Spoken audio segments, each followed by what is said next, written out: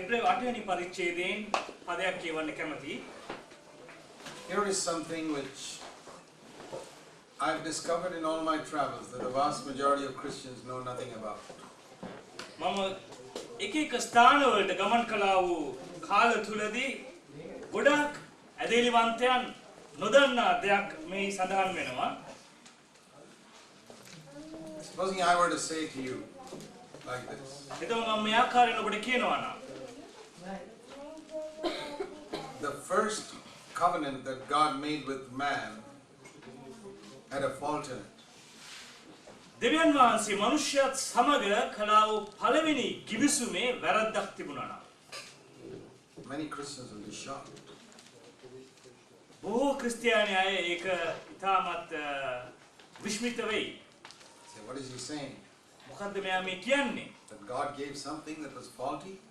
දෙවියන් වහන්සේ යම් වැරදි දෙයක් දුන්නද කියලා? So let's read scripture. අපි දේව වචනේ කියමු. Hebrews 8 verse 7. හෙබ්‍රේව 8 7 වෙනි පදය.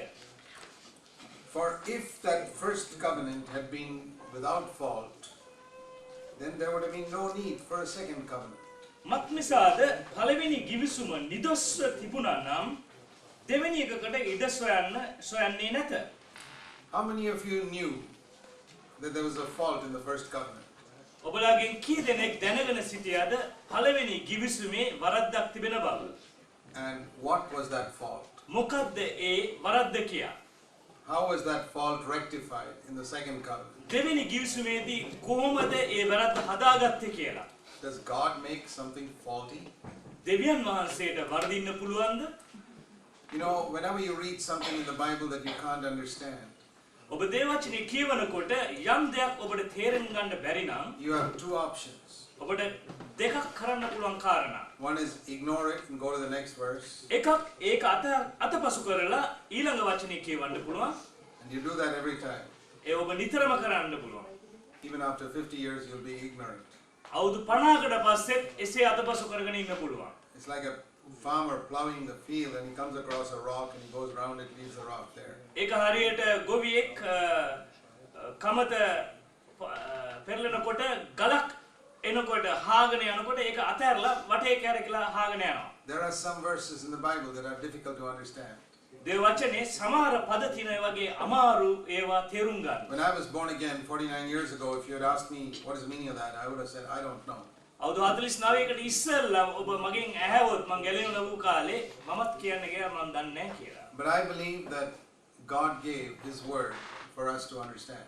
නමුත් මම විශ්වාස කරනවා දෙවියන් වහන්සේ උන්වහන්සේගේ වචන අපට දුන්නේ ඒවා තේරුම් ගන්නා පිණිසයි. If I don't understand it in the first reading, I'll read a second time. පළවෙනි කියවීමේදී මට ඒක තේරුනේ නැත්නම් මම දෙවෙනි වතාවට කියවනවා. And if I don't understand it after reading it 40 times, මම 40 සැරයක් ඒක කියවලත් මට තේරෙන්නේ නැත්නම් I'll read it the 41st time. මම 41 වෙනි වතාවටත් කියවනවා. Because I believe that God gave us His word to understand. මම විශ්වාස කරන්නේ දෙවියන් වහන්සේ අපට උන්වහන්සේගේ වචනේ දුන්නේ තේරුම් ගන්නයි. Particularly if it's related to our life. විශේෂයෙන් ඒ අපගේ ජීවිතයට සම්බන්ධ නම්. Why is it that most believers are defeated by sin? ගොඩාක් ඇදහිලිවන්තයෝ පාපයෙන් පරාජය වෙන්නේ. Why is it most believers don't experience this verse, the truth will make you free? ඇයි ගොඩාක් ඇදහිලිවන්තයෝ මේ පදය තේරුම් ගන්නේ නැත්තේ සත්‍යය අපව නිදහස් කරනවා කියන. Think of a verse like rejoice in the Lord always. තව පදයක් ගැන හිතලා බලන්න. ස්වාමීන් තුල නිතරම ප්‍රීතිවන්න කියන. That's in the Bible, it's in your Bible. ඒක ඔබගේ බයිබලයේ තියෙන පදයක්. It's a very simple verse. ඒ තාම සරල පදයක්. Rejoice in the Lord always. ස්වාමීන් තුල නිතරම ප්‍රීතිවන්න. It's only 5 words. වචන පහයි තියෙන්නේ. It's in Philippians 4:4. පිලිප්පි 4:4. When you read a verse like that, එවැනි පදයක් ඔබ කියවනකොට rejoice in the Lord always. ස්වාමීන් වහන්සේ තුල නිතරම ප්‍රීතිවන්න. What do you say? ඔබ මොනවද කියන්නේ? The Bible says in James 1, God's word is like a mirror. යාකෝබ් පළවෙනි පරිච්ඡේදයේ කියනවා දේව වචනය ඇවිල්ලා කැඩපතක් වගේ You කියලා. look into this mirror, you see your face. ඔබ මේ කැඩපතෙන් බලනකොට ඔබගේ මූණ ඔබට පේනවා. More than that, in God's word, you see what you're supposed to be like. ඊටත් වඩා ඔබ කොයි ආකාර විය යුතුද කියන එක දේව වචනයේදී අපි දකිනවා. God's word fulfills a twofold function. මේ දෙආකාර ක්‍රියාව සම්පූර්ණ කරන දේව වචනය. It shows me what my real condition is එයින් පෙන්වුම් කරනවා මගේ සැබෑ තත්ත්වය කුමක්ද කියන එක. by showing me what I'm supposed to be. ඒ පෙන්වීම තුලින් මම කුමන ආකාරයක කෙනෙක් So- වේද කියන එක. I read a verse like that ඉතින් මම මෙවැනි පදයක් කියවනකොට and I see what I'm supposed to be doing all the time. මම දකිනවා මම නිතරම කළ යුත්තේ කුමක්ද කියන එක. I'm supposed to rejoice in the Lord always. මම නිතරම ස්වාමින් තුල ප්‍රීති විය යුත්තේක්. The next thing I do is examine my life. I examine my life මම මගේ ජීවිතය පරීක්ෂා කරන විට and I discover I'm not rejoicing in the Lord always. මට දැනගන්න පුළුවන් වෙනවා මම නිතරම ස්වාමින් වහන්සේ තුල ප්‍රීති Now when I විඳිනවා. see God's word says rejoice in the Lord always, මම දකින විට ස්වාමින් වහන්සේ වචනේ කියනවා ස්වාමින් වහන්සේ තුල නිතරම and ප්‍රීති my විඳිනවා life is කියලා. down here, මගේ ජීවිතයේ මේ පල්ලෙහා I'm මට්ටමක not rejoicing in the Lord always. මම ස්වාමින් තුල නිතරම ප්‍රීති වන්නේ නැති. I can do one of two things. මට එකක් කාරණා දෙකක් කරන්න පුළුවන්. I can say that verse doesn't mean all the time. මට කියන්න පුළුවන් ඒ පදය නිතරම තේරුමක් ඇති එකක් නෙමෙයි කියලා. Nobody can rejoice 24 hours a day. කිසි 7 days, කෙනෙක්ට බෑ දවස් 7ක් නිතරම ප්‍රීති වෙන්න 7 ස්වාමීන් days වහන්සේ. a week. සතියට දවස් It's 7ක් not possible. ඒ කරන්න It's බෑ. just a general statement. ඒකයි සාමාන්‍ය සඳහන් කිරීමක්. Gradually, I bring that verse down to my level. මම ක්‍රමක්‍රමයෙන් ඒ පදේ මගේ මට්ටමට ඒක පහත් කරගන්නවා.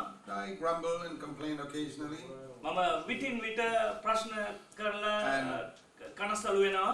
and discouraged and bad moods sometimes. මම අධෛර්යයටපත් වෙනවා. අසතුටින් සිටිනවා. I say that's normal. මං කියනවා ඒක සාමාන්‍ය We දෙයක්. are human. අපි මනුෂ්‍යෝනි. That's exactly what the devil wants you to do. ඒකම තමයි සාතන්ටත් අවශ්‍ය ඔබ කරන්න. That will make sure that never in your life will any scripture be fulfilled in your life. එයින් සාතික කරනවා කිසිම දිනක දේව වචනේ කිසිම දෙයක් ඔබගේ ජීවිතේ සම්පූර්ණ වෙන්නේ Or නැති take බව. another verse. එහෙම නැත්නම් තව පදයක් ගන්න. Philippians 4:6. පිලිප්පි 4:6. Be anxious for nothing. කිසි දෙයක් ගැන කනස්සලු වෙන්න එපා. My life is down here where I'm anxious about so many things. දැන් මේ කනස්සල්ලයි මගේ ජීවිතේ පල්ලෙහා තියෙන්නේ බොහෝ කනස්සලු සමග. And I say, මං කියනවා nothing doesn't mean nothing. If we live in the world, we have to be anxious about some things. කිසිවක් කිව්වොත් කිසිවක් නැහැ කියන එක. නමුත් අපි ලෝකේ ජීවත් වෙනවා නම් යමක් තිබෙන්න ඕන. I gradually bring that verse also down to my level. ඉතින් මම ක්‍රමක්‍රමයෙන් ඒක මගේ මට්ටමට ගෙනයි දේ වචනය. I live at my defeated level forever. ඉතින් මම මගේ පරාජිත තත්වයෙන්ම සෑමදාම Or ජීවත් වෙනවා. I take another verse. එහෙම නැත්නම් තවත් පදයක් ගමු. 1 Thessalonians 5:18.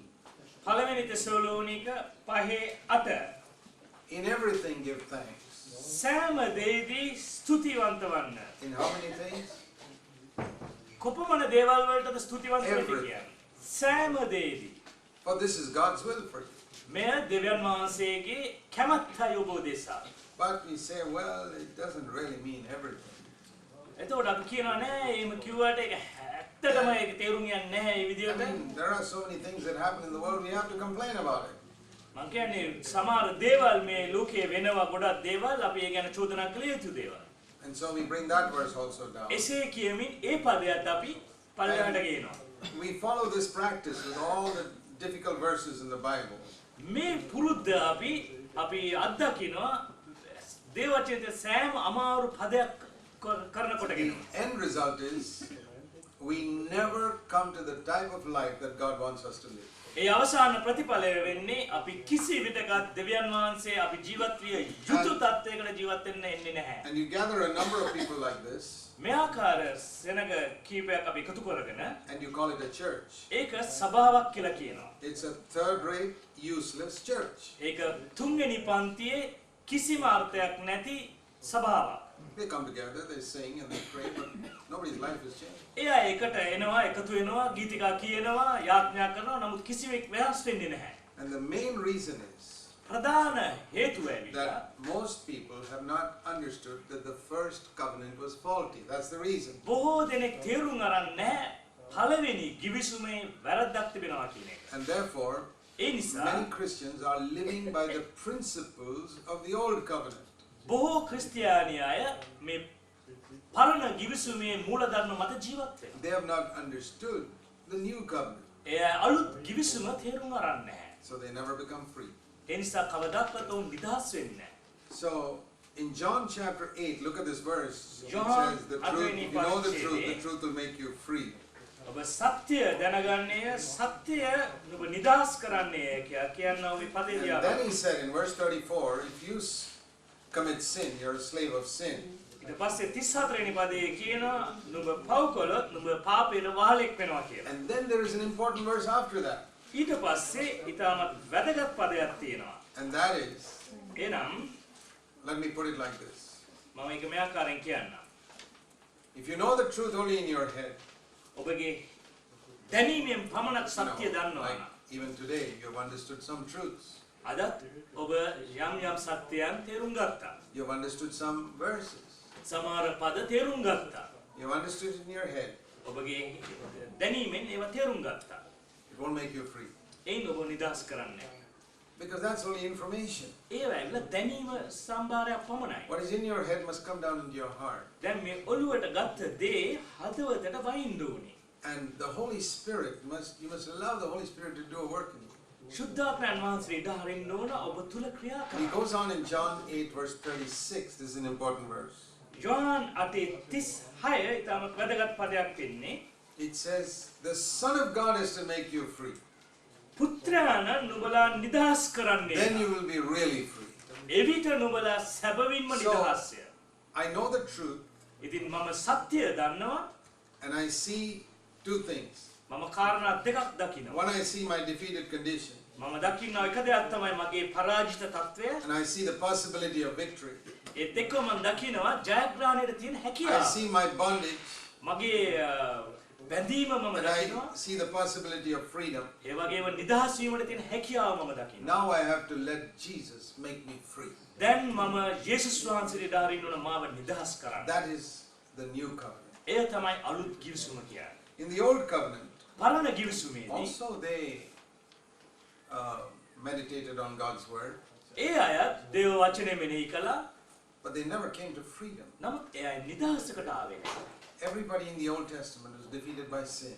පරණ ගිවිසුමේ සෑම කෙනෙක්ම පාපයෙන් පරාජිතව සිටියා. They had forgiveness, ඒ අයට පව් කමාව තිබුණා. they had healing, ඒ අයට සුවවීම they තිබුණා. had prosperity, ඒ අයට සෞභාග්‍ය තිබුණා. they escaped hell. ඒ අය අපායෙන් බේරුණා. But they never got victory over sin. නමුත් ඒ අය පාපයෙන් නම් ජයගත්තේ නැහැ. So look at some of the blessings of the Old Covenant in Psalm 103. ගීතාවලිය 103 සමහර ආශිර්වාද දිහා අපි ටිකක් බලමු. Let me show you at least 4 blessings that you could have අපිට if you lived 1,000 years before Christ. ක්‍රිස්තුස් වහන්සේට වර්ෂ 1000කට කලින් ඔබ ජීවත් වුණා නම් ලබා ගන්න පුළුවන් ආශිර්වාද තුනක් ගැන මම කියන්නම්. Imagine that you were living 1,000 years before Christ. ටිකක් හිතලා බලන්න ඔබ අවුරුදු 1000කට කලින් ක්‍රිස්තුස් වහන්සේට අවුරුදු 1000කට කලින් ජීවත් වුණා කියලා. That's when David lived, who wrote this psalm. ඒ කාලේ තමයි මේ දාවිද් මේ ගීතාවලිය ලිව්වේ. What could be your experience 1,000 years before Christ? ක්‍රිස්තුස් වහන්සේට අවුරුදු 1000කට කලින් ඔබගේ අත්දැකීම හැකියව තිබුණේ මේ And then ආකාරයෙන්. you can ask yourself, ඊට පස්සේ ඔබ අහන්න ඔබගේ now that Christ has come, දැන් ක්‍රිස්තුස් වහන්සේ ඇවිත් is ඉන්නේ. my experience any better? මගේ දැන් අත්දැකීම් ඊට වඩා හොඳද? Or is it the same as people who lived then? එහෙම නැත්නම් එදා ජීවත් වුණ සෙනග වගේමද කියලා. You know, even 300 years ago, අවුරුදු 300කට කලින් පවා or even 200 years ago, එහෙම නැත්නම් අවුරුදු 200කට කලින් පවා man still traveled by horseback මිනිසයා ගමන් ගියේ අස්වැන් පිට. or bullock carts. එහෙම නැත්නම් කරත්ත වලින්. But today you hardly see anybody like that. නමුත් අද ඔබලා ඒ වගේ කිසි කෙනෙක් They travel දකින්නේ in නැහැ. motorcycles and cars, මෝටර් සයිකලයක, කාර් එකක, planes, ප්ලේන් වල, and even rockets. රොකට් වලත් යනවා. This development. ඒ වර්ධනය වීම. Nobody wants to go back to that old way of life 200 years ago, කිසි කෙනෙක් කැමති නැහැ අවුරුදු 200කට කලින් තිබුණ තත්ත්වයට යන්න. where they rode horses, අස්ව පිටව ගිය අය වෙන්න. they had no electricity, current එක නැතුව ජීවත් වෙච්ච කාලේ, They had no refrigerators. Fridge එකක් නැතුව ජීවත් වෙච්ච කාලේ. Does anybody want to go back to that? කවුරු හරි කැමතිද ඒම පස්සට යන්න? In earthly things, we are very thankful for all these advancements in science. අපේ භූමික ජීවිතය අපි ඉතාමත් ස්තුතිවන්ත වෙනවා මේ විද්‍යාවේ දියුණුව ගැන. We're glad to have cars. අපි ඉතාමත් සන්තෝෂයි කාර් We're එකක් තබා glad to ගන්න. have a refrigerator. අපි ෆ්‍රිජ් එකක් තබා ගන්න ඉතාමත් We're glad සන්තෝෂයි. to have a computer. අපි කම්පියුටරයක් තිබීම ගැන ඉතාමත් සන්තෝෂ වෙනවා. And we use anything that's available in our day and age. We say, well, I want it. අපේ කාලේ තියෙන හැම දෙයක්ම අපි ප්‍රයෝජනෙට ගන්නවා මට මේක ඕන කියලා. But spiritually, නමුත් ආත්මිකව the most Christians, බොහෝ ක්‍රිස්තියානි 90% of them, 90%ක්ම are living in 1000 BC. ක්‍රිස්තු පූර්ව 1000කට කලින් තමයි ජීවත් වෙන්නේ. That shows එයින් පෙන්눔 that කරන්නේ in they love earthly things, but they're not interested in their spiritual life. ඒ අය භූමික දේවල් වලට ආශා කරනවා නමුත් දෙවියන් වහන්සේගේ දේකට කිසිම ආසාවක් In නැහැ. earthly things, භූමික දේවල is there anybody sitting here who's living by the way people lived in 1000 BC? ක්‍රිස්තු පූර්ව 1000කට කලින් මිනිස්සු ජීවත් වෙච්ච විදියට කවුරු හරි මෙතන දැන් ජීවත් වෙමින් But ඉඳගෙන ඉන්නවා. I'll show you from scripture how 90% of Christians are living in 1000 BC. නමුත් දේව වචනයෙන් පෙන්වන්න 90ක් ඇදහිලිවන්තය කොහොමද ජීවත් වෙන්නේ කියලා Okay. ක්‍රිස්තු පූර්ව 1000කට කලින් සිටි ආකාරයට. Here is one of the most godly men who lived in 1000 BC, David, a man after God's own heart. දෙවියන් වහන්සේගේම හදවත අනුව සිටියා වූ දාවිත් නම් මනුෂ්‍යයා ක්‍රිස්තු පූර්ව 1000කදී ලීවා වූ මේ He wasn't a වචන. perfect man, but he was one of the best men of his generation. ඔහු සම්පූර්ණ වූ මනුෂ්‍යෙක් නෙමෙයි නමුත් ඔහුගේ කාලයේදී සිටියා වූ පුදුමාකාර මනුෂ්‍යෙක්. God himself said, "This is a man after my own heart." මගේම හදවත පසුපස තිබෙනා වූ සිත ඇති මනුෂ්‍යෙක් කියලා And දෙවියන් in වහන්සේම this කියනවා. psalm, he's thanking the Lord for all his benefits. මේ ගීතාවලියේ උන්වහන්සේට ස්තුති And පුදනවා he මේ says දාවි. in verse 2, "I don't want to forget any of his benefits." දෙවෙනි පදයේ කියනවා උන්වහන්සේගේ උපකාර කිසිවක් මට සිහි නැති කරන්න මම සිහි නැති කරන්න කැමති නැහැ. So here are at least 4 benefits he thinks of. ඔහු සිතන්නා වූ ආශිර්වාද There හතරක් අපි are දකිනවා. many, but I just mentioned 4. ගොඩක් තියෙනවා නමුත් මම හතරක් දක්වන්නම්. Number 1, පළවෙනි දෙය he pardons all your iniquities, verse 3. තුන්වෙනි පදයේ තියෙනවා උන්වහන්සේ තාගේ සියලු අයුතුකම් කමා කරනසේක. When did people experience forgiveness of all their sins? කවද්ද සෙනග අත්දකින්නේ ඔවුන්ගේ සියලුම පාප වලට කමාව? 1000 years before Christ. ක්‍රිස්තු පූර්ව 1000දී. Second, දෙවෙනි දෙය he heals all your diseases. උන්වහන්සේ නුඹේ සියලු රෝග සුව කරනවා. Some people say, සමහර අය කියනවා no, Jesus is healer. People discovered it only 100 years ago. යේසුස් වහන්සේ සුව කරන්නේ කියලා දැනගත්තේ අවුරුදු 100කට විතර මෑත කාලයකද කියලා. Pentecostal movement brought it. පෙන්තකොස්ත සභාවන් තමයි ඒක ගෙනාවේ කියලා. I say no. මම කියනවා නැහැ. David knew it 1000 years before Christ. ක්‍රිස්තු පූර්ව 1000ෙදිම දාවිත් ඒක දැනගෙන හිටියා කියලා. God who heals all my diseases. දෙවියන් වහන්සේ මාගේ සියලු රෝග සුව කරනවා. Number 3, තුන්වෙනි කාරණාව verse 4. හතරවෙනි පදය. He redeems your life from the pit, that is from hell. නිරයෙන් අපේ ජීවිතය මුදා ගන්නවා. The pit is hell. වල කියන්නේ නිරය. He saves me from hell. මේ වලින් අපිව නිදහස් කරනවා උන්වහන්සේ. That's 1000 years before Christ. එයත් ඇවිල්ලා ක්‍රිස්තු පූර්ව 1000ෙදි ඉඳන් And වෙන then, දේ. number 4, හතරවෙනි කාරණය verse 5, who satisfies your years with many good things. Verse 5. උන්වහන්සේ තාගේ Just read verse 5. රාජාලියකමෙන් තාගේ යෞවනකම අලුත් වන පිණිස. No. Who satisfies your years with good things? He satisfied the mouth. Okay. That's all right. Just read that part.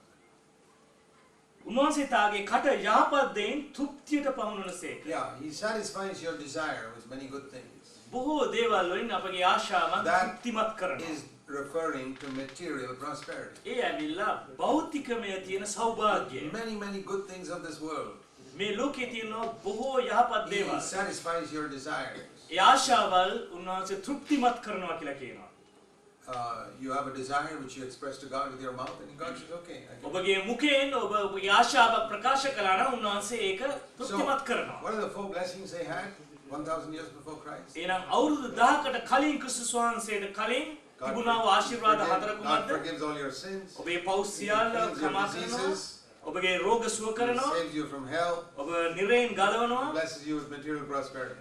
භෞතිකමය දේවලින් ඔබව සඵල කරනවා. Now listen to the gospel that is being preached in Christendom today by so many people. අද බොහෝ දෙනා ක්‍රිස්තියානි අය අතරේ දේශනා කරන්නා වූ සුභාරංචියට අහුම්කම් In දීලා බලන්න. so many places around the world, on television and everywhere, ලෝකේ වටා ටෙලිවිෂන් එකේ ඕනෑම තැනක you'll find it as these four things. මේ හතර තමයි ඔබට දකින්න Jesus පුළුවන්. can forgive all your sins. යේසුස් වහන්සේට පුළුවන් ඔබගේ සියලු පාපවල Jesus සමාව can දෙන්න. heal all your diseases. යේසුස් වහන්සේට පුළුවන් ඔබගේ සියලු රෝග සුව Jesus කරන්න. can save you from hell. යේසුස් වහන්සේට පුළුවන් ඔබ නිරයෙන් And ගලවන්න. Jesus will bless you with many material යේසුස් things. වහන්සේට පුළුවන් භෞතිකමය වශයෙන් ඔබව සඵල කරන්න. That's not a new gospel. ඒකයි අලුත් ආරංචියක් That's a gospel සුභාරංචියක් which David preached 1,000 years before ඒක Christ. දාවිද් ක්‍රිස්තුස් වහන්සේට අවුරුදු 1000කට කලින් කියපු දෙයක්. What is it that's left out? මොකක්ද එනම් අතහැරලා තියෙන්නේ? What was faulty with this covenant? මේ ගිවිසුමේ තියෙන වැරද්ද මොකක්ද එනම්? What did we read in Hebrews 8? This covenant was faulty. හෙබ්‍රේව 8 අපි කියවන්නේ මේ ගිවිසුම වරද සහිතයි. God was not happy with just you're getting these four things. දෙවියන් වහන්සේ සතුටු නෑ අපි මේ කාරණා හතර විතරක් ලබා ගන්න. Something very important was missing which people could not get in the first covenant. මේ පළවෙනි ගිවිසුමේදී මනුෂ්‍යයන්ට ලබා ගන්න බැරි වුණා මහතු වැදගත් දෙයක් It was තියෙනවා. so important that God said it's faulty.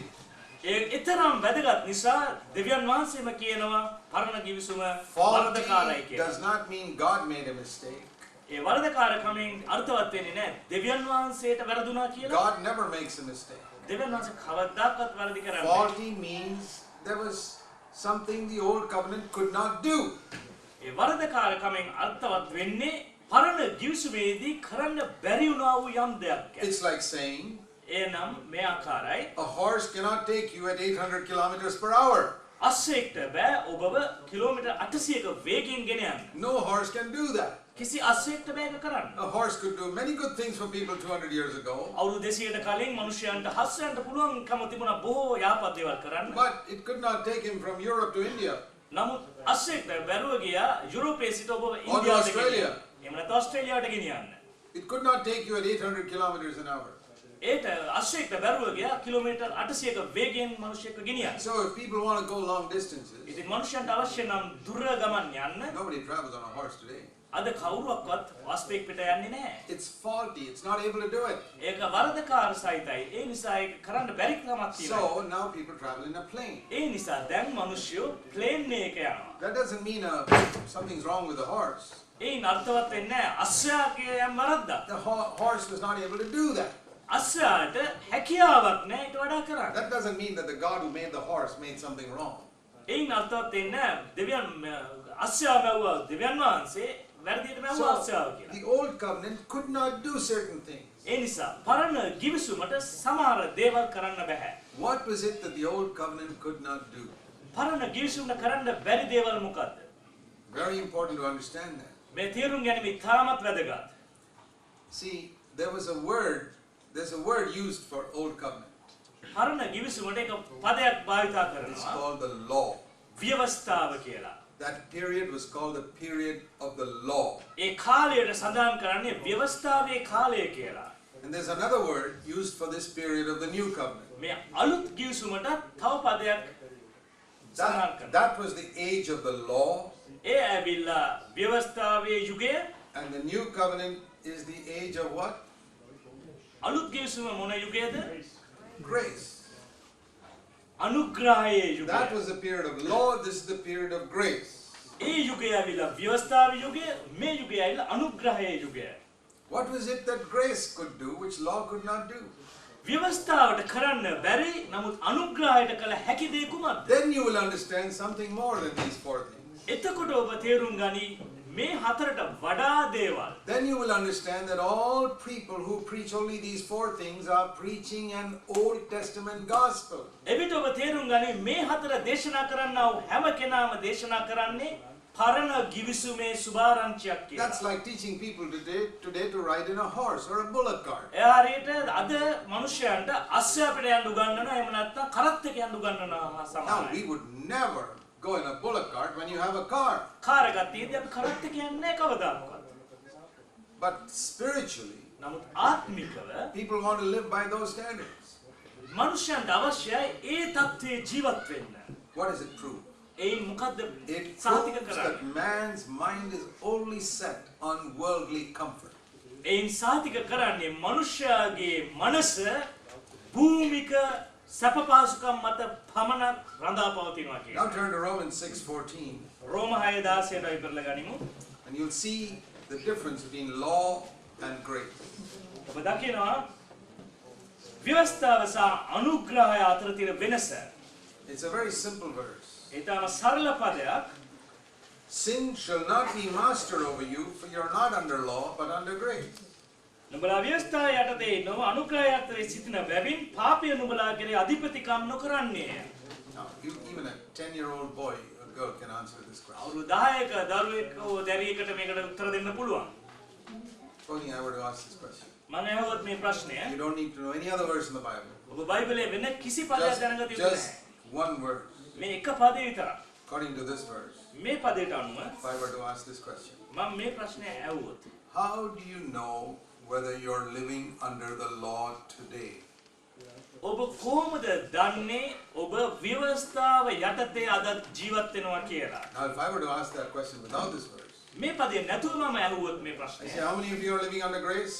කී දෙනෙක් ඔබලාගෙන් අනුග්‍රහය යටතේ ජීවත් වෙනවද Most කියලා? of us would raise hands. I'm under grace. ඔක්කොම අල්ලතර අත උස්සයි මම ඉන්නේ අනුග්‍රහය යටතේ How කියලා. many of you are living under law? කී දෙනෙක් ඔබලා ව්‍යවස්ථාව යටතේ ජීවත් වෙනවද? Perhaps nobody would raise their hand.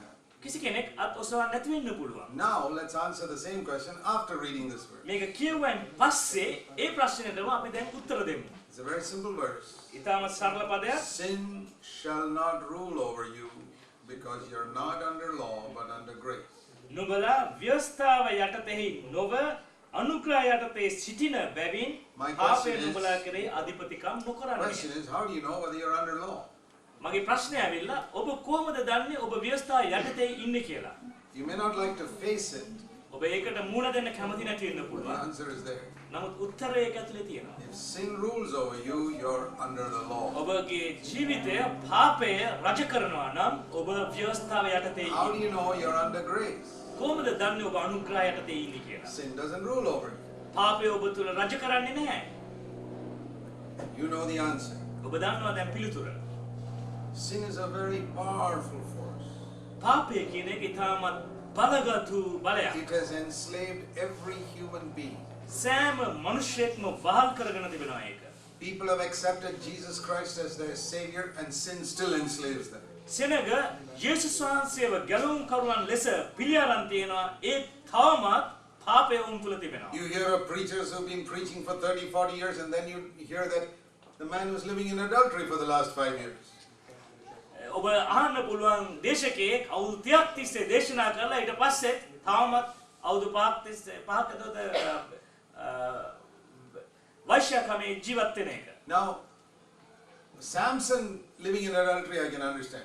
Samson වෛශ්‍යකමේ ජීවත් වෙච්ච එක ගැන අපිට He තේරුම් was ගන්න under the පුළුවන්. old covenant. ඔව් පරණ ගිවිසුමේ හිටියේ. David falling into adultery also I can understand. දාවිද් වෛශ්‍යකමට වැටිච්ච එකත් අපිට තේරුම් Because ගන්න he was පුළුවන්. under the old covenant. මන්ද ඔහුත් හිටියේ පරණ ගිවිසුමේ. But this preacher, නමුත් මේ who's දේශකයා supposed to be talking about the new covenant, අලුත් ගිවිසුමක් ගැන කතා කළ යුත්තා when වූ he මේ falls තැන into adultery, ඔහු වෛශ්‍යකමට වැටෙනකොට what shall we say? අපි මොනවද කියන්නේ?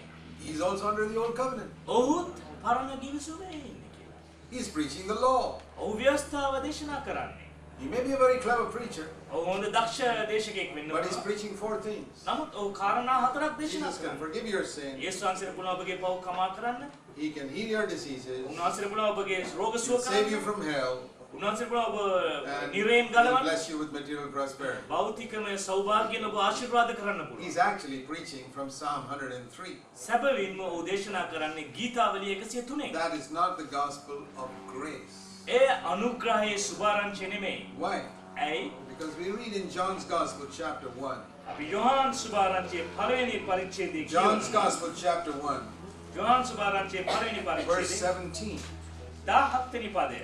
The law was given through Moses, ව්‍යවස්ථාව මොසස් කරනකොටගෙන but grace was realized through Jesus Christ. නමුත් අනුග්‍රහය යේසුස් වහන්සේ කරනකොටගෙන Moses brought the law, Jesus brought grace. Moses ව්‍යවස්ථාව ගෙනාවා, යේසුස් වහන්සේ අනුග්‍රහය ගෙනාවා. Grace should be able to lift us higher than the law, ව්‍යවස්ථාවට වඩා අනුග්‍රහයට හැකියාව තිබෙනවා අපිව ඔසවන්න. right or wrong. ඒක හරිද වැරදිද? Moses and Jesus, what a difference. Moses යේසුස් වහන්සේ අතර කොයිතරම් වෙනසක් තිබුණාද? I mean, if you were to compare them by some earthly example, භූමික උදාහරණයක් එක්ක සැසඳුවොත් ඒක. Jesus would be like a PhD and Moses would be like a kindergarten student. යේසුස් වහන්සේ PhD level එකේ ඉන්න පුළුවන්, මෝසස් ඇවිල්ලා පාල බාලාංශේ. I mean, as an earthly example. භූමික උදාහරණයක් හැටියට. Who can teach you more? කාටද ඔබට වැඩියෙන් උගන්වන්න A පුළුවන්? kindergarten student like Moses or a PhD like Jesus? Moses වගේ පාල බාලාංශිකයෙක් එක්කෙනෙක්ටද එහෙම නැත්නම් යේසුස් වහන්සේ වගේ PhD එකක් තියෙන එක්කෙනෙක්ටද? Moses brought the law.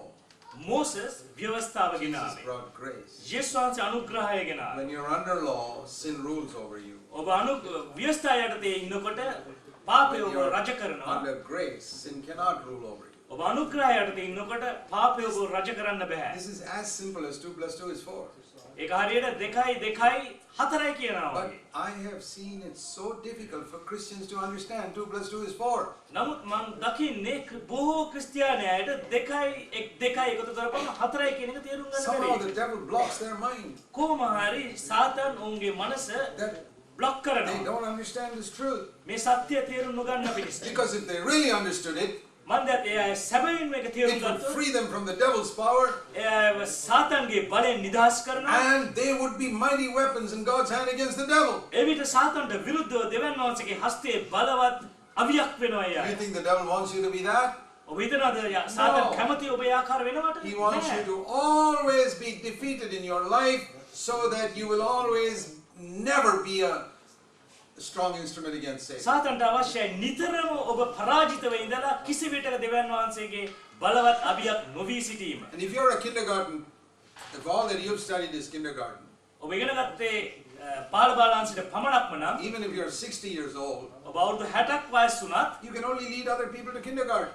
අනිත් අයව මඟ පෙන්වන්න පුළුවන් වෙන්නේ මේ පාල බාලාංශයේ මට්ටමට පමණයි.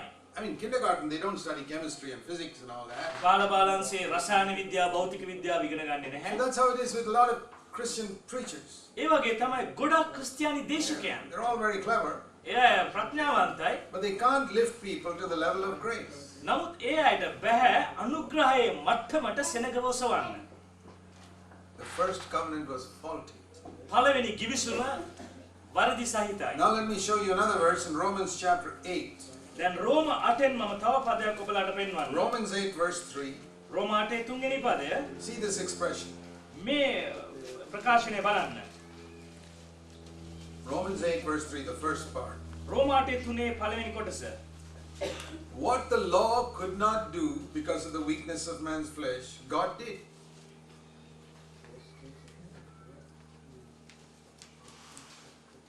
Romans 8. මාංශයේ පාපයේ දඬුවමට පත් කරමින් මාංශයේ කරන කොටගෙන දුර්වල වූ ව්‍යවස්ථාවට බැරි වූ දේ ඉෂ්ට කළ සේක. What the law could not do, ව්‍යවස්ථාවට බැරි වූ දේ God did. දෙවියන් වහන්සේ කළා.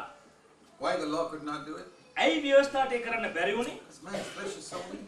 මන්ද මනුෂ්‍යයාගේ මාංශය එතරම් දුර්වලයි. God did it. නමුත් දෙවියන් වහන්සේ කළා. And now, God can do it in us. දැන් දෙවියන් වහන්සේට පුළුවන් අප තුල ඒ කරන්න. Verse 4. හතරවෙනි පදය. Now the requirement of the law can be fulfilled in us who don't walk according to the flesh but according to the Spirit. එසේ කලේ මානසික ලෙස නොව ආත්මික ලෙස හැසිරෙන්නා වූ අප තුල ව්‍යවස්ථාවේ නියෝගය සම්පූර්ණ වෙන පිණිස. In the Old Testament, පරණ ගිවිසුමේ God gave man a law teaching them his standards. දෙවියන් වහන්සේගේ තත්ත්වයන් උගන්වන පිණිස දෙවියන් වහන්සේ ව්‍යවස්ථාව දුන්නා. That was the Ten Commandments, ඒල දස පනත mainly. ප්‍රධාන කොට. And what was the Ten Commandments? මොනවාද මේ දස පනත? You shall do this, ඔබ මේ කළ යුතුයි. you shall not do this. ඔබ මේ කළ නොයුතුයි. You shall do this, ඔබ මේ කළ යුතුයි. you shall not do this. මේක කරන්න බෑ. You must honor your father and mother. ඔබ මවට සහ පියාට ගරු කළ යුතුයි. You must not worship idols. ඔබ රූපාදී යුතු නැහැ. You must keep the Sabbath. ඔබ සබත් පැවැත්විය යුතුයි. You must not commit adultery. ඔබ වෛශ්‍යකම් කළ යුතු You නැහැ. must not steal. You must ඔබ not, සොරකම් කරන්න බෑ ඔබට. you must not bear false witness. බොරු සාක්ෂි කියන්න බෑ ඔබට. So it was, all 10 commandments was, you must not do this and you must do this. පරණ ගිවිසුමම දස පනතම ඔබ කළ හැකි ඔබට කරන්න බෑ කියන හැටියි තියෙන්නේ. It was God's standard. ඒ අය දෙවියන් වහන්සේගේ தත්ත්වය. And man tried and tried and tried and tried to keep it. මනුෂ්‍ය උත්සාහ කළා මේක පවත්වන්න. He could keep some of those commandments. ඔහුට සමහර දේවල් පවත්වන්න පුළුවන් වුණා. He could keep 9 commandments. ඔහුට 9ක් පවත්වන්න හැකියාව තිබුණා. But when it came to the 10th commandment, නමුත් 10 වෙනි පනතට එනකොට nobody could keep it. කිසි කෙනෙක්ට බැරි වුණා ඒක පවත්වන්න. See, the first 4 commandments, පළවෙනි ආඥා 4 බලන්න. everybody in Israel obeyed it. ඊශ්‍රායලේ හැම කෙනෙක්ම ඒකට කීකරු වුණා. You shall have no other gods but me. මා හැර වෙන දෙවි කෙනෙක් නුඹලාට සිටින්න බෑ. You shall not make any idols නුඹලාට or worship them. රූප සාදන්නවත් ඒවා නමස්කාර You කරන්නත් shall බෑ. not take the Lord's name in vain. නිස්කාරණේ දෙවියන් වහන්සේගේ නාමය පාවිච්චි කරන්න And බෑ. keep the Sabbath day. ඒ වගේම සබත් දවස පැවැත්විය යුතුයි. Every person in Israel obeyed those 4 commandments when Jesus was on the earth. යේසුස් වහන්සේ මේ පොළොව මත පිට ඉන්න කාලේ සෑම ඊශ්‍රායලිතෙක්ම ඒ 54 පැවැත්තුවා. The next 5 commandments, අනිත් 55 which related to man, ඒක මනුෂ්‍යයාට සම්බන්ධ වුණ එක. all Israelites could not obey it. හැම ඊශ්‍රායලිතෙක්ටම මේක පවත්වන්න බැරුව ගියා. Honor your father and mother. ඔබගේ දෙමව්පියන්ට ගරු කරන්න. Some people did it, many people didn't do it. සමහර අය ඒක කළා, ගොඩක් අය කළේ නැහැ. And you shall not kill. මිනිමරන්න යුතු නැහැ. Most people obeyed it, some people didn't. ගොඩක් අය ඒකට අවනත වුණා, සමහර අය You කළේ shall නැහැ. not commit adultery. වෛශ්‍යකම් කරන්න එපා. Also many people fell. ඒත් ගොඩක් අය වැටුණා. You shall not steal. ඔබ සොරකම් කරන්න බෑ. And also some people fell. ඒකෙත් සමහර අය වැටි ගියා. And you shall not bear false witness against your neighbor. ඔබගේ අසල්වැසියාට විරුද්ධව බොරු සාක්ෂි කියන්න බෑ. 5 commandments. ආඥා 5. Some people kept it, many people disobeyed it. සමහර අය ඒක පැවැත්තුවා, ගොඩක් අය ඒකට අකීකරු වුණා. I want you to see something very interesting in Mark 10. Mark 10 යම් ඉතාමත් රසවත් දෙයක් බලනවාට මම කැමතියි. Mark chapter 10. මාක් 10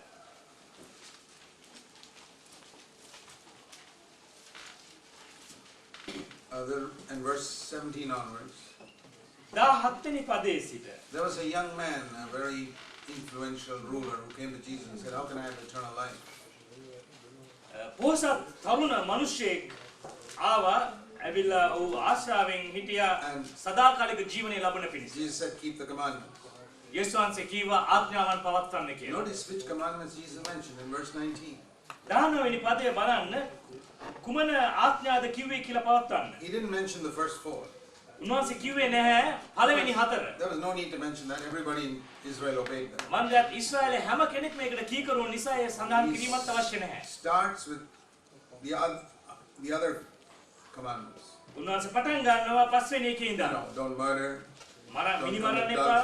වෛශ්‍යකම් කරන්න එපා. සොරකම් කරන්න එපා. Don't bear false witness. බොරු සාක්ෂි කියන්න එපා.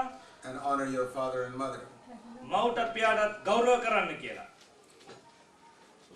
5 commandments. මේ ආඥා 5. First 4 everybody obeyed. පළවෙනි 4 හැම කෙනාම කීකරු වුණා. Jesus mentioned 5. යේසුස් වහන්සේ සඳහන් කළේ 5යි. What's the total? කීයද එතකොට එකතුව? 4 plus 5. 4යි 5යි 9. 9යි. And he said, I've kept all these. ඔව් කිව්වා මම මේ ඔක්කොම පවත්වුවා කියලා. Why didn't Jesus mention the 10th commandment? ඇයි යේසුස් වහන්සේ 10 වෙනි ආඥාව සඳහන් කළේ නැත්තේ? Do you know what the 10th commandment was? ඔබ දන්නවද 10 වෙනි ආඥාව? You shall not desire your neighbor's wife. නුඹේ අසල්වැසියාගේ භාර්යාව කෙරෙහි ආශා වෙන්න එපා. Or anything that is your neighbor's. එහෙම නැත්නම් අසල්වැසියාගේ කිසි දෙයකට ආශා වෙන්න එපා. You see a pretty girl going down the road? පාරේ අලංකාර තරුණියක් යනවා දැක්කොත් That is your neighbor's daughter. එයයි ඔබගේ අසල්වැසියාගේ දුව. By neighbor I mean anybody in the world is your neighbor. මම අසල්වැසියෙක් කියන්නේ ලෝකයේ ඕනෑම එක්කෙනෙක්. So every girl who walks down the road is my neighbor's daughter. මේ පාරේ ඇවිදින්නා වූ හැම දියණියක්ම මගේ අසල්වැසියාගේ දුවයි. You shall not desire her. ඇයට ආශාව විය යුතු නැහැ. You shall not look at her to lust after her. තෘෂ්ණාවෙන් ඇය දෙස බැලිය යුතු නැහැ. Some girl who is taking off her clothes in some pornographic site on the internet internet එකේ පොනෝග්‍රැෆි සයිට් එක ඇඳුම් ගලවන්නා වූ තරුණියක් is my neighbor's daughter. මගේ අසල්වැසියාගේ දැරියක්. You shall not desire it. ඔබ ඒට ආශාව විය යුතු නැහැ. You shall not look at her. ඒ දිහා බැලිය යුතු නැහැ. This is the 10th commandment. මේ තමයි දසවෙනි පනත. Why didn't Jesus ask him about that? ඇයි යේසුස් වහන්සේ මේ තරුණයාගෙන් මේ ගැන ඇහුවේ නැත්තේ? Because he knew that nobody can keep it. මන් දැත් උන්වහන්සේ දැනගෙන හිටියා කිසි කෙනෙක්ට මේක පවත්වන්න බෑ He knew කියලා. that the best person in the Old Testament could only keep 9 commandments. උන්වහන්සේ දැනගෙන හිටියා පරණ ගිවිසුමේ හොඳම එක්කෙනාටත් Nobody could keep the 10. ආඥා 9ක් පමණයි පවත්වන්න පුළුවන්. Look at 10 කාටත් බැහැ කියලා. Here's another young man. මෙන්න තවත් තරුණෙක් His name is Paul.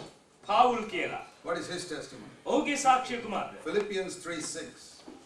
පිලිප්පි 3:16 Philippians 3:6 Paul says, පිලිප්පි 3:16 පාවුල්තුමා කියනවා according to the righteousness which is in the law, I was absolutely blameless. ව්‍යවස්ථාවේ ධර්මිෂ්ඨකම අනුව මම සම්පූර්ණයෙන්ම I've kept තොරව සිටිනවා. Philippians 3:6. I've kept all the law. මම මුළු ව්‍යවස්ථාවම පැවැත්තුවා කියනවා. And you say, Paul, අපි කියනවා පාවුල්තුමා did you keep the whole law? ඔබ මුළු ව්‍යවස්ථාවම පැවැත්තුවාද? What do you mean? Did you keep the 10th commandment? මොනවද ඔබ මේ කියන්නේ? 10 වෙනි පනතත් පැවැත්තුවාද? No. නෑ. Nobody can keep the 10th commandment. 10 වෙනි පනත කිසිවෙක්ට පවත්වන්න When බෑ. I say I kept the whole law, what I mean is the 9 commandments.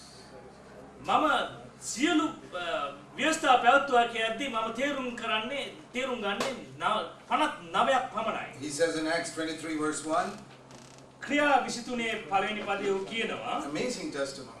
ඉතාමත් අලංකාර සාක්ෂිය. 23 verse 1. ක්‍රියා 23 පළවෙනි පදය. Paul says, පාවුල්තුමා from කියනවා my childhood මගේ ලදරු කාලයේ සිට till today, I'm 60 years old now. මම දැන් වයස 60ක් විතර අද වෙනකම් All my life, මගේ මුළු ජීවිතේම I have lived with a good conscience. මම යහපත් හෘද සාක්ෂියක් ඇතුව ජීවත් වුණා Boy, කියනවා. what a testimony. මොනතරම් අලංකාර From my සාක්ෂියක්. childhood till today, මගේ ළමා කාලයේ සිට අද I දක්වා have lived with a good conscience. මම යහපත් හෘද සාක්ෂියක් ඇතුව ජීවත් You වුණා. say, Paul, did you keep the 10th commandment? ඔබ කිව්වොත් පාවුල් ඔබ 10 වෙනි පනත No. I'm only talking about 9 commandments. නෑ මම කතා කරන්නේ 59ක් ගැන පමණයි. What about the 10th commandment? එහෙනම් 10 වෙනි පනත ගැන මොකක්ද කියන්නේ? Paul tells us in Romans 7, verse 7. රෝම 7:7 පාවුල්තුමා ගැන කියනවා. He talks about the 10th commandment in Romans 7:7 රෝම 7:7 and verse 10 8. වෙනි පනත ගැන කියනවා. He says, in the Okay, last huh? part of that, I would not have known sin except through the law, he says in the middle of that verse. ව්‍යවස්ථාව එසේ නොය. නමුත් ව්‍යවස්ථාව දැන නොගත්තා නම් පාපය කුමක්දයි මා නොදැන සිටිනවා ඇත. For example, උදාහරණයක් ලෙස I would not have known what lusting and coveting is except the law said you shall not lust. තෘෂ්ණාව වෙනවා කියන එක ව්‍යවස්ථාව නැත්තම් මම දැනගන්නෙත් නැහැ කියලා කියනවා. That was the 10th commandment. ඒ තමයි 10 වෙනි You පනත. shall not covet, you shall not desire. ඔබ ආශා වෙන්නේ නැහැ, තෘෂ්ණාදික And he වෙන්නේ says, නැහැ. when I read the 10th commandment, ඔය කියනවා මම 10 වෙනි පනත Verse කියවුවාම 8 වෙනි පදය I found every type of wrong desire in my heart. Verse 8. මගේ හදවත තුල සියලු ආකාර නපුරු දේවල් තියෙනවා කියලා මම දන්නවා කියලා. Every kind of coveting wrong desire. හැම දෙයක්ම නපුරු දෙයට ආශා වීමේ ගතිය. I lusted after everything that my neighbors belong to my neighbor. මගේ අසල්වැසියට අයිති හැම දෙයකම මම ආශා වුණා. His wife, ඔහුගේ his daughter, භාර්යාවට, ඔහුගේ his දියණියට, house, ඔහුගේ ගෙයට every type of coveting. හැම දෙයකටම මම තෘෂ්ණා වුණා. And he said, oh wretched man, verse 24 that I am, how will I ever be set free? 24 වෙනි පදයේ කියනවා අනේ මම කාලකන්ණි මිනිස්සෙක්ය මේ මරණයේ ශරීරයෙන් මා මුදන්නේ කවුද? Then he says, ඊට පස්සේ ඔහු කියනවා verse 3 of chapter 8, 8 වෙනි පරිච්ඡේදයේ 3 වෙනි පදේ what the law could not do, God did. ඊට පස්සේ කියන්නේ ව්‍යවස්ථාවට කළ නොහැකි දේ දෙවියන් වහන්සේ කළා කියලා. So that is the new covenant. ඒ තමයි අලුත් කිවිසුම. In the new covenant, අලුත් කිවිසුමේ you can keep the 10th commandment. 10 වෙනි පනත ඔබට පවත්වන්න පුළුවන්. Not by your struggle, ඔබේ පොරබැදීමෙන් නෙමෙයි, but by the Holy Spirit. නමුත් ශුද්ධාත්මයාණන් කරන කොටගෙන. That's why if God had not poured out the Holy Spirit on the day of Pentecost, දෙවියන් වහන්සේ පෙන්තකොස්ත දවසේදී ශුද්ධාත්මය වැගිරෙව්වේ නැත්නම් nobody could have got grace. කිසි කෙනෙක්ට අනුග්‍රහය ලබන්න බැහැ. Nobody could have got victory over sin. පාපයෙන් කිසි කෙනෙක්ට ජය ලබන්නත් බැහැ. Now we understand Hebrews 8:7 why the first covenant was faulty. දැන් අපි තේරුම් ගන්නවා හෙබ්‍රේව 8:7 ඇයි පළවෙනි The කිවිසුම first covenant was වරදකාරසහිත බව. faulty because it could not help anyone to keep the 10th commandment. පළවෙනි කාරණාව තමයි ඒ ව්‍යවස්ථාවට කිසි කෙනෙක්ට දසවෙනි පනත පවත්වන්න හැකියාව ගෙන දුන්නේ නැහැ. So God made a second covenant.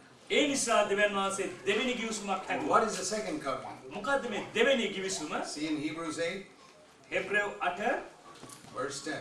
10 වෙනි පදය. Listen to this. මේට අවුම්කම් දෙන්න. This is the covenant I'll make now. මේයි මම දැන් කරන්නා වූ කිවිසුම. It's very simple.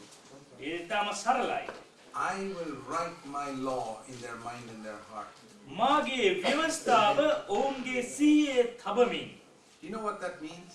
ඔබට තේරෙනවද ඒකේ I අර්ථය? will put my laws into their minds මාගේ ව්‍යවස්ථාව ඔවුන්ගේ සිහියට and I තබනවා will කියන්නේ. write it upon their hearts. ඒවා ඔවුන්ගේ සිත්වල ලියනවා.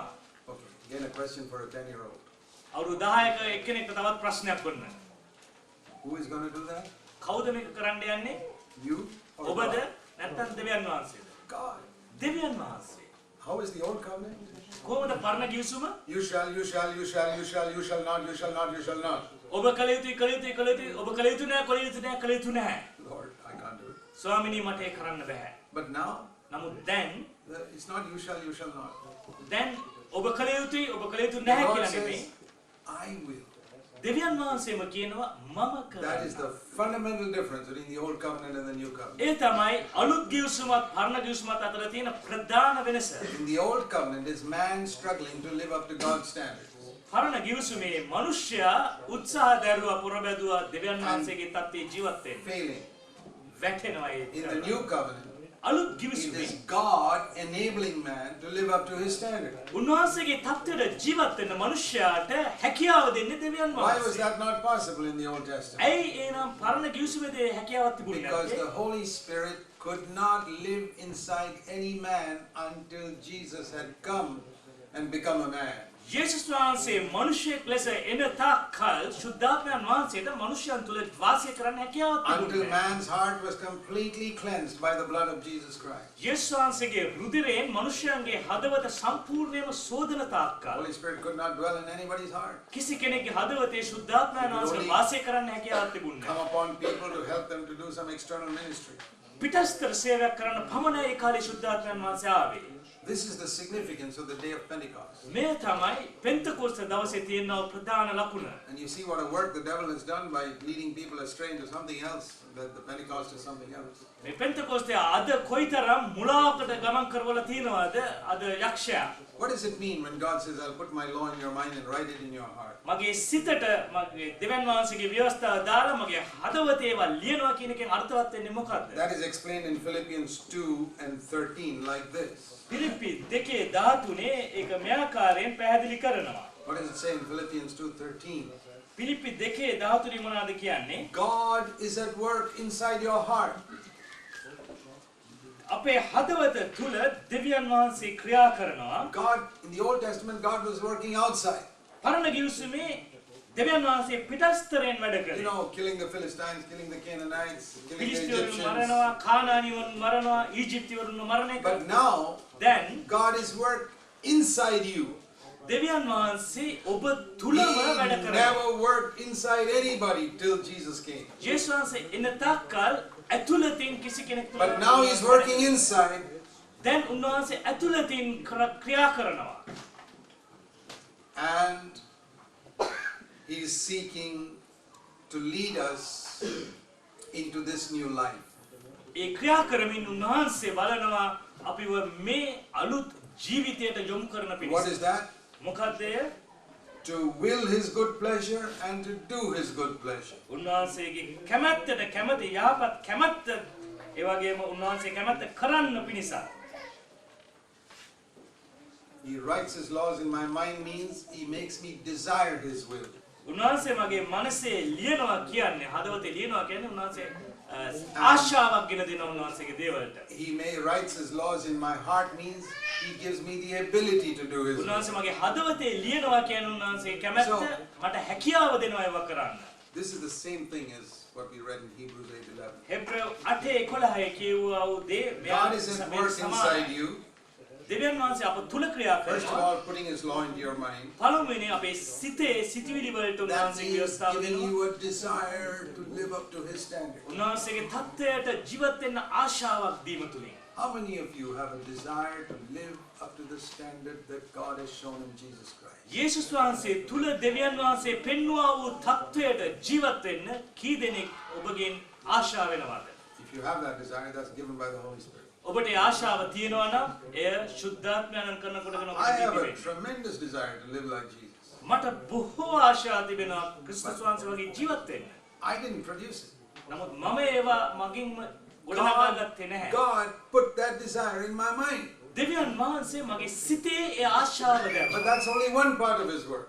ඒ උන්වහන්සේගේ ක්‍රියාවේ එක පැත්තක්. The second part is දෙවෙනි අංගය to write it in my heart. මගේ හදවතේ ඒවා ලියන්න. That is, එනම් secondly, not only to desire it, but to actually do his will. සැබවින්ම ඒ උන්වහන්සේගේ කැමැත්ත කරන්ටත්. That means he gives me the ability to live like Jesus lived on this earth. එනම් යේසුස් වහන්සේ මේ පොළවේ ජීවත් වුණාක් මෙන් ජීවත් වෙන්න හැකියාව දීම. As soon as you hear that, ඔබ මේ ඇසු ක්ෂණයකින්ම what is the devil whispering in your ear? සාතන් ඔබගේ කනට කොඳුරන්නේ කුමක්ද? Impossible. කරන්න බෑ මේක. That's what he told Abraham when God said you're going to have a son. ආබ්‍රාම්ටත් කළේ ඒකමයි. ආබ්‍රාම්ට පුතෙක් ලැබෙන්න යනවා කියලා කියපු අවස්ථාවේ. Impossible. එය කරන්න බෑ කියලා කිව්වා.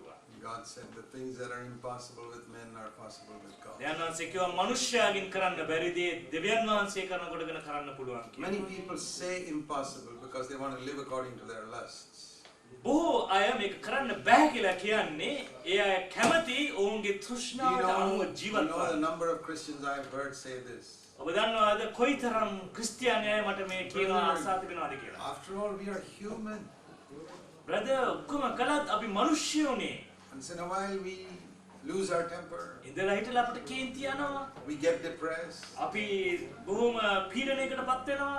So in other words, we are saying එහෙම නැත්නම් තව විදිහට අපි කියන්නේ we can't rejoice in the Lord always. නිතරම අපිට ස්වාමීන් තුල ප්‍රීති We වෙන්න can't බෑ. live without anxiety. අපිට කිසි ආශාවක් නැතුව We can't live without කලකිරීම fear. නැතුව ඉන්න බෑ.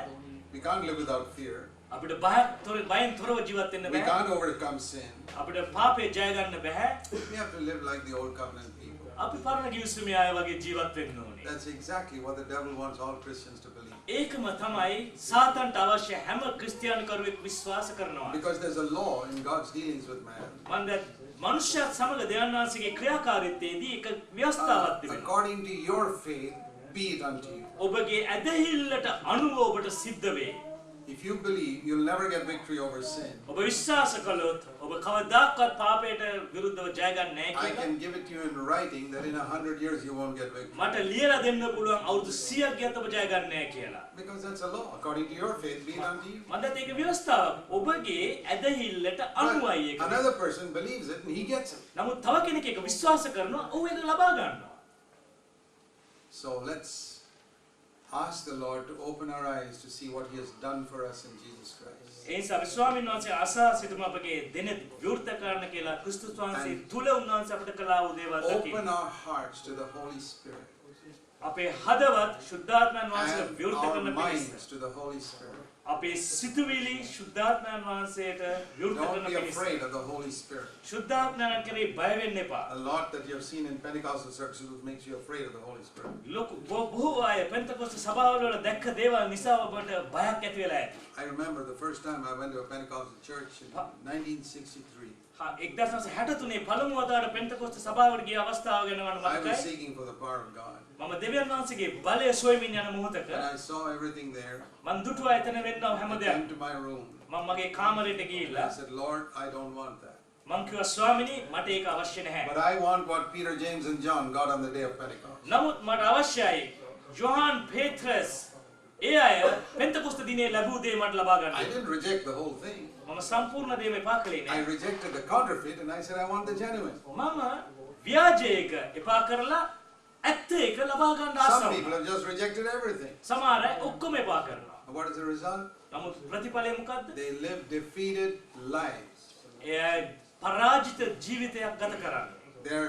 When they get together, their meetings are like funerals. එය එකට එකතු වෙන අවස්ථාවේදී රැස්වීම ඔක්කොම නිකන් මලගෙවල් වගේ. Why not open our hearts to the Holy Spirit? ඇයි අපේ හදවත් ශුද්ධාත්මයන් වහන්සේට විවෘත කරන්නේ Let's නැත්තේ? pray. අපි Let's bow our යාඥා heads before God. අපි දෙවියන් වහන්සේ ඉදිරියේ අපගේ Let's හිස් open our පහත් hearts to කරලා Him උන්වහන්සේට අපගේ හදවත් විවෘත and කරලා say, Lord, please deliver me from all Swamini. prejudice.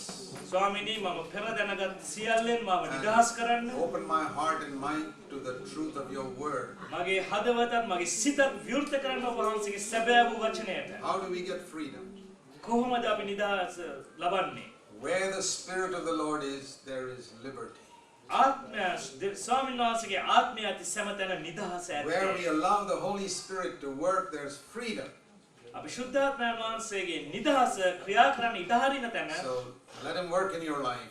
ඔබගේ ජීවිතයේ ඉඩ හරින්න ඉඩ. First of all, to give you a tremendous desire to walk as Jesus walked. පළමු කොට මහත් වූ ආශාවක් ලබන පිණිස ක්‍රිස්තුස් වහන්සේ ජීවත් වීමෙන් ජීවත් And then වෙන්න. to give you the ability to do that. ඊට පස්සේ එය කරන පිණිස හැකියාව දෙන්න කියලා. Heavenly Father, ස්වර්ගීය පියාණනි thank you for your word. ඔබ වහන්සේගේ වචනයට Help us to ස්තුතියි. live in the light of it. අපිට ඒ ආලෝකයේ ජීවත් වෙන්න උදව් වන්න. Pray in Jesus' name. ජේසුස් වහන්සේගේ නාමයෙන් යාඥා කරනවා. ආමේන්.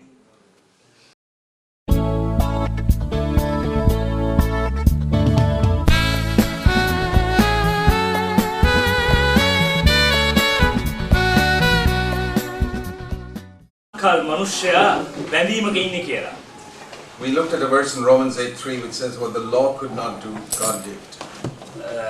රෝම 8 අපි දුටුවා ව්‍යවස්ථාවට කළ නොහැකි දේ දෙවියන් වහන්සේට කළ හැකියි කියලා. I hope you know now what it was that the law could not do. මම විශ්වාස කරනවා දැන් ඔබ දන්නවා කියලා ව්‍යවස්ථාවට කළ නොහැකි දේ කුමක්ද කියන එක. If you remember what we said yesterday, අපි කිව්වා උදේ ඔබට මතක නම් ඊයේ if the birds of the air have not taken it away already, ඒ බීජ කුරුල්ලෝ තාම අරගෙන ගිහලා නැත්තම් the law could help people to keep 9 commandments. ව්‍යවස්ථාවට හැකියාව තිබුණේ මනුෂ්‍යයන්ට ඒ ව්‍යවස්ථාවෙන් 9ක් පමණක් පවත්වන පිණිසයි. The law could not help anyone, not even Paul, to keep the 10th commandment. නමුත් ව්‍යවස්ථාවට පෞතුමාටවත් උදව් කරන්න බැරුව ගියා